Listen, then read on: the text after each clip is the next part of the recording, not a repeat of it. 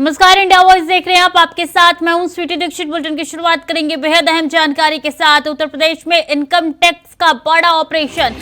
सपा नेता आजम खान के ठिकानों पर आईटी की छापेमारी। रामपुर, मेरठ, गाजियाबाद में छापा इस वक्त चल रहा है आईटी का। लखनऊ, एमपी में आज सुबह से ही छापेमारी हो रही है। आजम खान के अल जोहर ट्रस्ट आईटी के निशाने पर है, तो अहम जानकारी आप तक पहुंचा रहे हैं। जहां ये छापेमारी चल रही है, रामपुर, मेरठ, गाजियाबाद, सहारनपुर, सीतापुर में भी इस वक्त छापेमारी चल रही है। इनकम टैक्स का बड़ा ऑपरेशन इस वक्त यूपी में हो रहा है। आजम खान के कई ठिकाने ऐसे हैं जहां पे छापेमारी अभी भी चल रही है। उत्तर प्रदेश में इनकम टैक्स का बड़ा ऑपरेशन इस वक्त हो रहा है। आजम खान के कई ठिकाने पर छापेमारी निरंतर जारी है।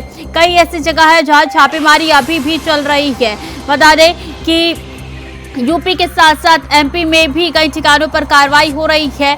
और समाजवादी पार्टी के नेता, वरिष्ठ नेता है और आजम खान, अब उनके कई ऐसे ठिकाने हैं जहां पर छापेमारी चल रही है। तो सुबह सवेरे से इनकम टैक्स की टीम जो है सपा के नेता के घर पहुंची है और ठिकानों पर छापेमारी हो रही है। रामपुर, मेरठ, गाजियाबाद, सहारनपुर, लखनऊ और सीतापुर समेत कई शहरों पर रेड जारी है।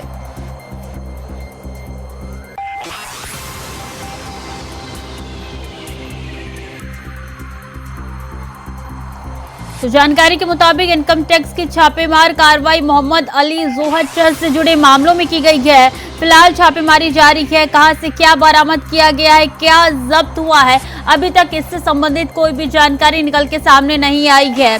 अगर बात की जाए तो 6 ऐसे ठिकाने जहां पे छापेमारी अभी भी चल रही है। तो एक अहम जानकारी आप तक पहुंचा रहे हैं, जहां आजम खान के ऊपर बड़ी कार्रवाई ये देखने को मिल रही है। बड़ा ऑपरेशन यूपी में चल रहा है। बता दें कि आजम खान के कई ऐसे ठिकाने हैं जहां पे छापेमारी अभी भी चल रही है। सुबह सवेरे से ही आईटी की टीम वहां पे पहुंची थी, इनकम टैक्स की टीम वहां पे पहुंची थी, अधिकारी वहां पे पहुंचे थे और सुबह सवेरे से ही छापेमारी चल रही है।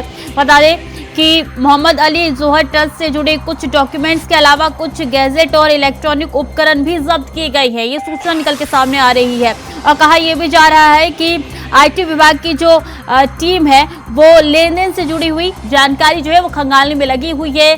पेपर्स, कागजात जो है वो लगातार खंगाले जा रहे हैं, ढूंढे जा रही हैं और अभी भी ये छापेमारी चल रही है। मोहम्मद अली जोहर ट्रस्ट की ओर से 2006 में उत्तर प्रदेश रामपुर में मोहम्मद अली जोहर यूनिवर्सिटी की स्थापना की थी और उसके बाद से ही उसमें कुछ गड़बड़ हुआ था, जिसके बाद से ये छापेमारी देखिए आज सुबह से ही हो रही है। तो एक अहम जानकारी आप तो पहुंचा रहे हैं, जहां छापेमारी निरंतर जारी है।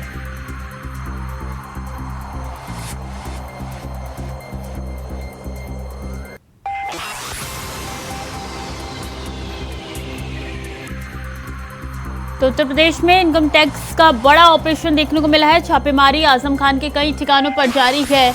एक अहम जानकारी आप तक पहुंचा रही हैं, जहां यहां पे पूरी कोशिश की जा रही है कि छापेमारी और कई जगह ऐसे बाकी है जहां पे की जाए। फिलहाल इस वक्त जो जानकारी है 6 ऐसे ठिकाने बताए जा रही हैं, चाहे लखनऊ हो चाहे एमपी में हो। सुबह सवेरे से ये छापेमारी चल रही है। आजम खान के कई ऐसे घर है जहाँ पे छापेमारी चल रही है।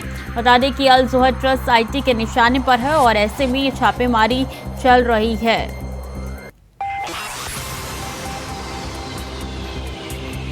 तो अहम जानकारी आप तक पहुंचा रही है आजम खान से जुड़ी हुई कि उसके कई ठिकानों पर छापेमारी इस वक्त चल रही है और जोहर ट्रस्ट को लेकर ये छापेमारी चल रही है। आजम खान उसके संस्थापक, जबकि नसीर अहमद खान उसके मेंबर है और 2019 में किसानों की जमीन हथियाने को लेकर जोहर यूनिवर्सिटी के खिलाफ ईडी में मामला दर्ज हुआ था।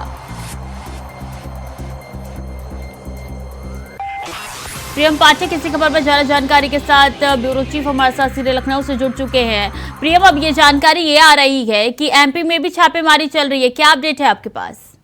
बिल्कुल, देखिए आजम खान की जो जौहर यूनिवर्सिटी है उसमें कई तरीके की वित्तीय अनियमितताएं जो थी वो देखने को मिली हैं और उसी को लेकर इस पूरे मामले की जो है वो आईटी जो है वो जांच कर रही है और उस जांच के चलते आज एक साथ कई जगहों पर जो है वो छापेमारी करी गई है। सीतापुर है, रामपुर है, इसके अलावा अन्य ऐसे 6 जिले हैं जहां पर आज सुबह ही जो है वो आईटी की टीमों ने जो है वो एक साथ छापेमारी करी है और इस छापेमारी में यूपी के साथ साथ एमपी में भी छापेमारी की बात जो है वो निकल के सामने आई है और इसके अंदर हर एक पहलू को देखा जा रहा है। कई तरीके की वित्तीय अनियमितताओं के आरोप जो है वो आजम खान के ऊपर लगे हुए थे, जिसमें ये बात कही जा रही थी कि बड़े पैमाने पर जो है वो भ्रष्टाचार किया गया है। और जौहर यूनिवर्सिटी को लेकर जो मामला था वो पहले ही चर्चा में रहा। जमीन अधिग्रहण को लेकर जो उसका मामला था, वो अधिग्रहण को लेकर जो मामला था वो चर्चा में रहा। हालांकि जमीन उसकी पूरी जो थी वो सरकार ने वो अपने कब्जे में ले ली है और आगे अब इस पूरे मामले को लेकर जांच चल रही है। और जब से उत्तर प्रदेश के अंदर योगी आदित्यनाथ की सरकार आई है, यानी कि 2017 से, उसके बाद से कह सकते हैं लगातार आजम खान की जो मुश्किलें हैं वो बढ़ती जा रही हैं। लगातार उन पर कानूनी शिकंजे जो है वो कसते जा रहे हैं और उसी के चलते कह सकते हैं कि एक ही बड़ी कार्रवाई जो है वो देखने को मिली है आज इनकम टैक्स की तरफ से, जब एक साथ कई जगहों पर छापेमारी जो है वो की गई है। सभी दस्तावेजों को IT की जो टीम है वो जुटाने में लगी हुई है और हर एक पहलू को इसमें देखा जा रहा है कि यहाँ पे क्या वित्तीय अनियमितताएं। कहा ये जा रहा है प्रियम की ये जो संस्थापक है आजम खान है और नसीर अहमद इसके मेंबर है, तो क्या उनके घर में भी छापेमारी चली, उनके ठिकानों पर भी ऐसी कोई जानकारी है आपके पास?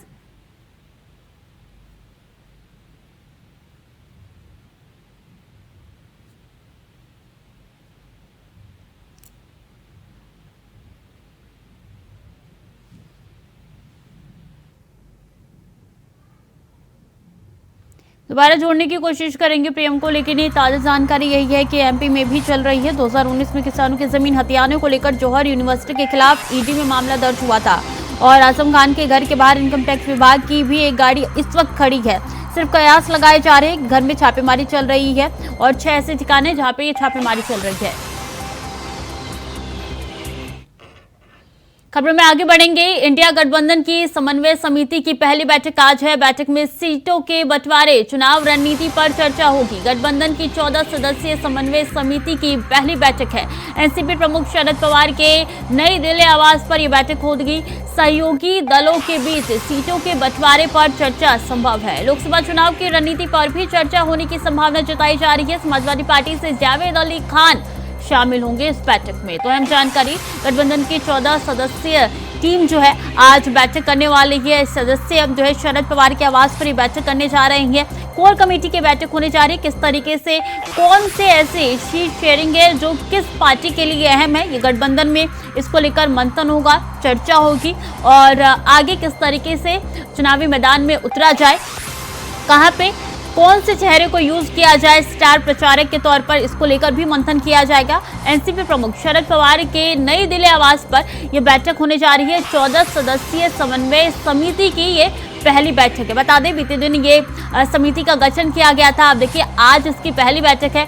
मंथन होगा, विचार होगी, विमर्श होगी और इसके बाद से आगे की रणनीति में अब इंडिया जो कि अलायंस है वो उतरने जा रही है। तो कौन से ऐसे स्टार प्रचारक है, कैसे इसको आगे बढ़ाया जाए, क्या इसमें ऐसा किया जाए जिससे इंडिया जो कि अलायंस है, जो गठबंधन है, उसको फायदा पहुंचे और इस तमाम मुद्दों को तमाम एंगल से चर्चा संभव है।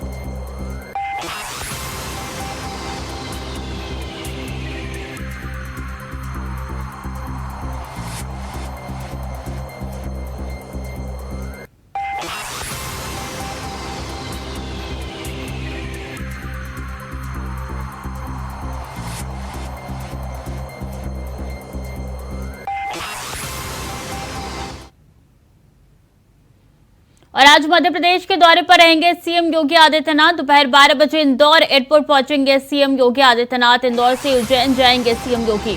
उज्जैन में सीएम योगी महाकालेश्वर के करेंगे दर्शन।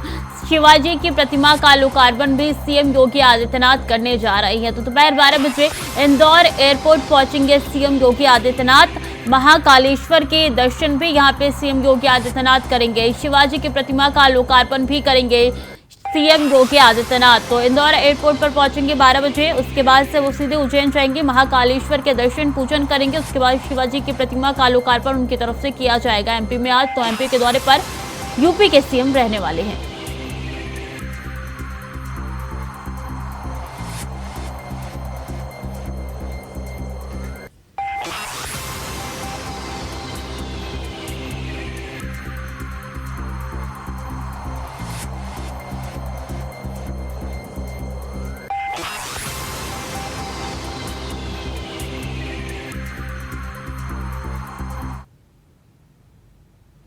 आज दिल्ली में बीजेपी चुनाव समिति की बैठक होने जा रही है। पीएम मोदी भी इस बैठक में शामिल होंगे।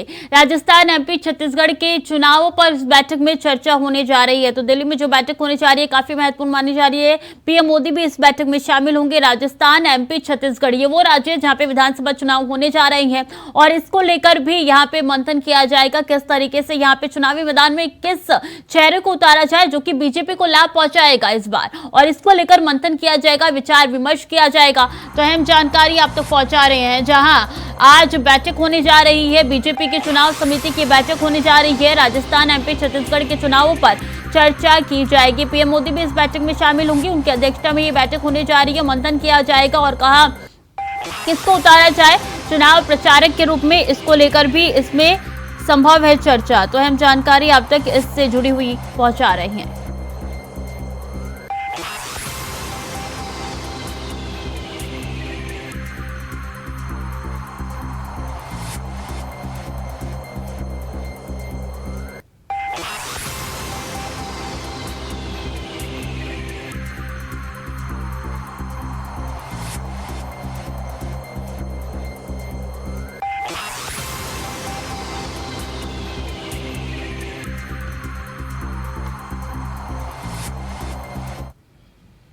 और आर्थिक मामलों की कैबिनेट कमेटी की बैठक आज है। सीसीईए की होने वाली है ये बैठक, आज दिल्ली में आयोजित होगी ये बैठक। आर्थिक मामलों की कैबिनेट कमेटी की बैठक आज होने वाली है। सीसीईए की ये बैठक होने जा रही है जो कि दिल्ली में आयोजित की गई है।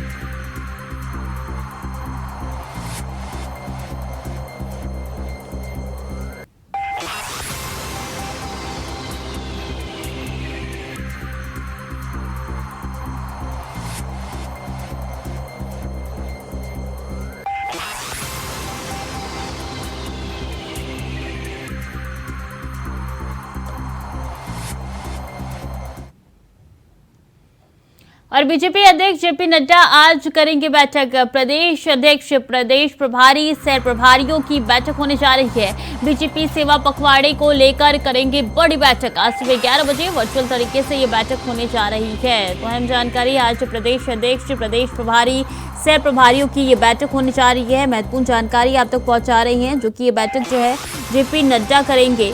बीजेपी अध्यक्ष जेपी नड्डा की अध्यक्षता में ये बैठक होने जा रही है। प्रदेश अध्यक्ष, प्रदेश प्रभारी, सह प्रभारियों की बैठक होने जा रही है। आगे इस बैठक में रणनीति बनाई जाएगी। बैठकों का दौर देखिए शुरू हो चुका है और ऐसे में अब विधानसभा चुनाव हो या लोकसभा चुनाव हो, तमाम चुनावों को साधने की कोशिश बैठकों के जरिए ही की जाएगी।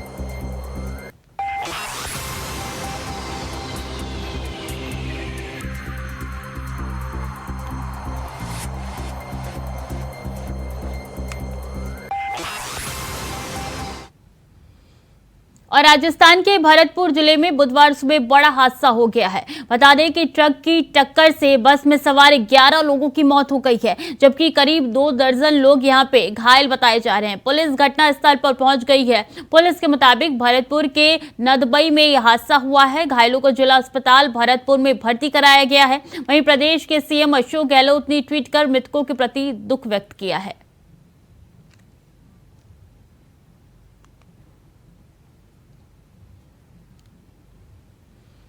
और इस बीच महत्वपूर्ण जानकारी, राम जन्मभूमि खुदाई में मिले हैं मंदिरों के अवशेष। अवशेष में मिले हैं अनेकों मूर्तियां और स्तंभ। तो मंदिरों के अवशेष मिले हैं, वो बात पे अब मुहर लगती हुई नजर आ रही है कि यहाँ पे पहले मंदिर ही था। हालांकि मंदिर बनने का काम जो है वो शुरू हो चुका है। मंदिरों के अवशेष यहाँ पे मिले हैं और इसी के साथ स्तंभ भी यहाँ पे मिली है, जिसकी तस्वीरें आप तक इंडिया वॉइस पहुंचा रहा है। तो खुदाई में यही स्तंभ, यही मूर्तियां, यही मंदिर के जो अवशेष है वो मिले हैं राम जन्मभूमि की खुदाई में। तो एक महत्वपूर्ण जानकारी, एक महत्वपूर्ण ये तस्वीर है क्योंकि राम जन्मभूमि पे कई सालों से विवाद छिड़ता हुआ नजर आ रहा था। अब देखिए खुदाई में ये तमाम चीजें वहां से बरामद की गई है, ये तमाम चीजें वहां से मिली है। स्तंभ और मूर्तियां भी साफ तौर पे तस्वीरों में दिखाई दे रही हैं।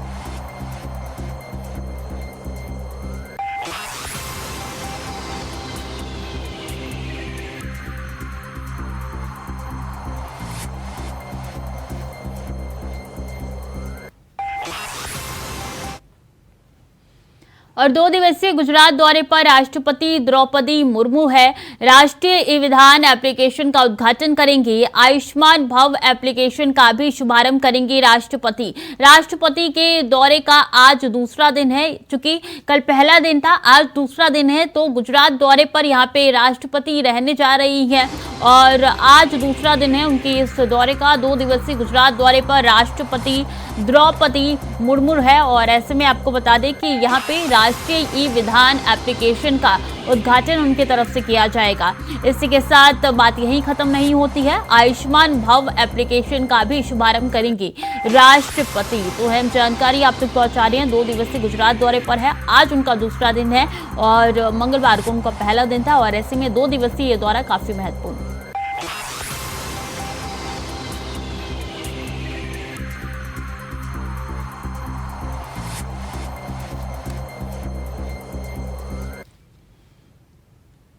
और सपा अध्यक्ष अखिलेश यादव ने ट्वीट किया है, वकीलों के लिए कोई खड़े होने की तैयार नहीं है। शासन प्रशासन में कोई साथ खड़ा नहीं। यूपी सरकार से समाजवादी पार्टी मांग करती है, सरकार मामले में सौहार्दपूर्ण रास्ता निकाले।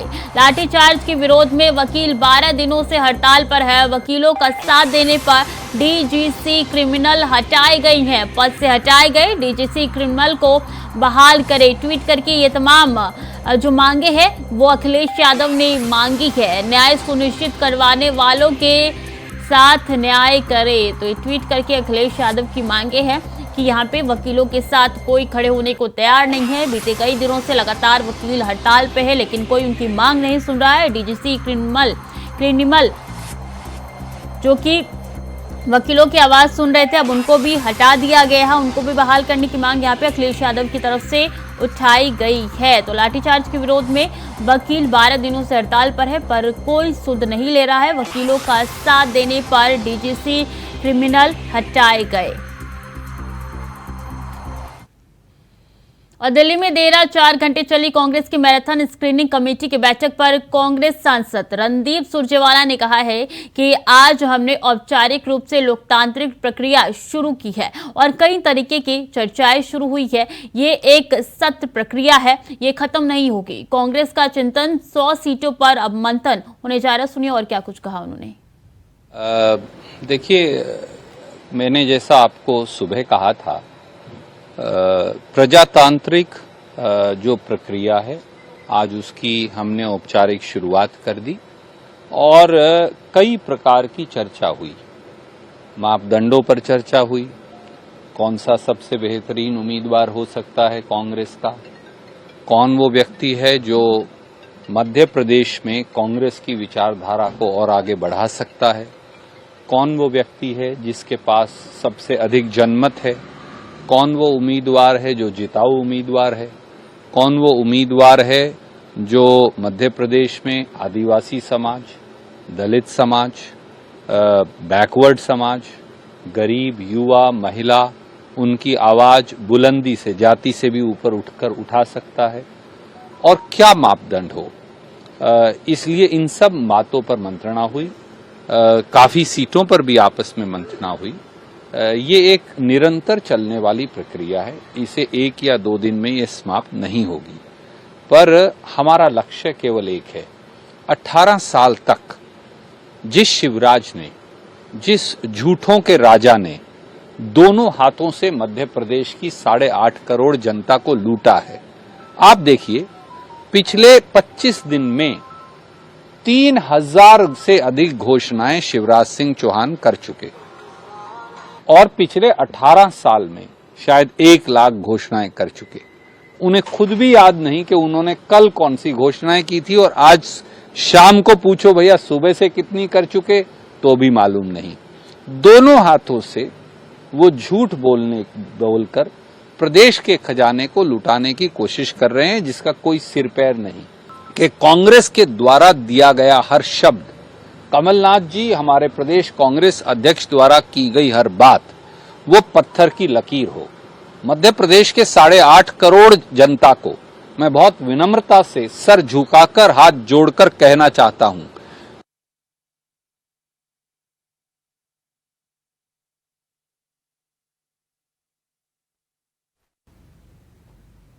और बीजेपी मेरी माटी मेरा देश कार्यक्रम पर जोर दे रही है। वहीं इसको लेकर पश्चिम बंगाल विधानसभा के नेता प्रतिपक्ष शुवेंदु अधिकारी का कोलकाता में एक बयान निकल के सामने आया है। उन्होंने कहा है कि पूरे देश भर में मेरी माटी मेरा देश कार्यक्रम चल रहा है। 1 से 15 सितंबर तक बूथ लेवल पर मिट्टी इकट्ठा करने का कार्यक्रम चल रहा है। हम यहाँ से माटी दिल्ली भेजेंगे। हमारा देश पूरे विश्व में एक ताकतवर शक्ति के रूप में उभर कर आ रहा है। मेरा देश मेरा माटी जो कार्यक्रम पूरा देश भर चल रहा है, 1 से 15 सितंबर तक बूथ लेवल में, डिस्ट्रिक्ट लेवल में मिट्टी कलेक्शन का प्रोग्राम चल रहा है। बीजेपी कार्यकर्ता के नाते यहाँ स्वामी विवेकानंद जी का जो भूमि है, जहाँ उन्होंने भूमिष्ठ हुआ था, उस भूमि से मट्टी रामकृष्ण मिशन महाराज ने उन्होंने हम लोग का हाथ में दिया है। ये माटी को नमन करते हुए, स्वामी जी को वंदन करते हुए ये माटी हम लोग दिल्ली भेजेगा। वहाँ हमारी देश के प्रधानमंत्री नरेंद्र मोदी जी जो अमृत वाटिका तैयार करने का ऐलान किया स्वतंत्रता के अमृत महोत्सव की अवसर पर, उसमें माटी में अमृत वाटिका होगी अगले दिन। और हमारी देश पूरा विश्व में एक ताकतवर शक्ति के रूप में उभर कर आ रही है, आगे भी आएगा। स्वामी जी का पुण्य भूमि का मिट्टी के अलावा ये काम पूरा नहीं हो सकता। इसलिए आज हमारी यहाँ का जो महाराज है रामकृष्ण मठ मिशन का, उन्होंने माटी दिया है। हम लोग माटी भेजने का काम करेंगे। वाणिज्य व उद्योग मंत्री पीयूष गोयल ने मंगलवार को बताया कि सेब के न्यूनतम आयात मूल्य में कोई कमी नहीं की गई है और अमेरिका से आने वाले सेब पर भी शुल्क में कोई कमी नहीं की गई है। उन्होंने आगे कहा है कि भारतीय सेब के किसानों के हितों को ध्यान में रखते हुए हमने सेब पर अधिक आयात शुल्क रखा है ताकि घरेलू किसानों को विदेशी सेब से प्रतिस्पर्धा नहीं करना पड़े और उनकी बिक्री प्रभावित नहीं हो। बड़ा आश्चर्य होता है विपक्ष के प्रवक्ताओं पर, विपक्ष के नेताओं पर, जिनकी समझ इतनी कम है कि उनको ना तो विषय समझ में आता है, ना विषय की गंभीरता समझ में आती है, ना विषय को वो ठीक से बता पाते हैं जनता के बीच, और शायद राजनीतिकरण हर विषय करने के लालच में झूठ और फरेब का सहारा लेने में खास तौर पे कांग्रेस पार्टी तो आजकल मजबूर हो गई है। जब जनता के विश्वास को खो दिया तो उन्हें लगता है कि जनता को भ्रमित करने के लिए वो कुछ भी कहें तो उन्हें लगने लग गया है कि वो बात बिक जाएगी। असलियत तो ये है कि प्रधानमंत्री नरेंद्र मोदी जी की सरकार ने भारत में जो सेब उत्पादन होता है उसको समर्थन देने के लिए विदेश से जो भी सेब आता है उसके ऊपर एक बड़ी तगड़ी आयात कर, इंपोर्ट ड्यूटी लगा रखी है। इसी के साथ साथ कुछ ही महीनों पहले हमने एक मिनिमम इंपोर्ट प्राइस यानी 50 रुपए से सस्ता भारत में CIF प्राइस या जो भारत में सेब आता है विदेश से, उसकी 50 रुपए से कम कीमत पे सेब को लाने नहीं दिया जाता है, उसको बैन कर रखा है। कम से कम अगर 50 रुपए किलो दाम हो तो ही भारत में आयात किया जा सकता है। उसके ऊपर इंपोर्ट ड्यूटी लगती है। उस इंपोर्ट ड्यूटी के बाद सेब फिर पोर्ट से जाता है एक मार्केट में उपभोक्ताओं के पास, तो पहुंचते पहुंचते इतना महंगा हो जाता है कि जो देश की जरूरतें हैं सिर्फ उतना ही सेब आता है जिससे उपभोक्ता के जरूरत को हम पूरा कर सके और भारत के किसानों को और भारत में जो सेब बनाते हैं, उत्पादन करते हैं, उनको पर्याप्त सुरक्षा कवच मिल जाए। तो फिलहाल के लिए बुलेटिन में इतना ही। खबरें लगातार जारी, देखते रहिए इंडिया वॉइस।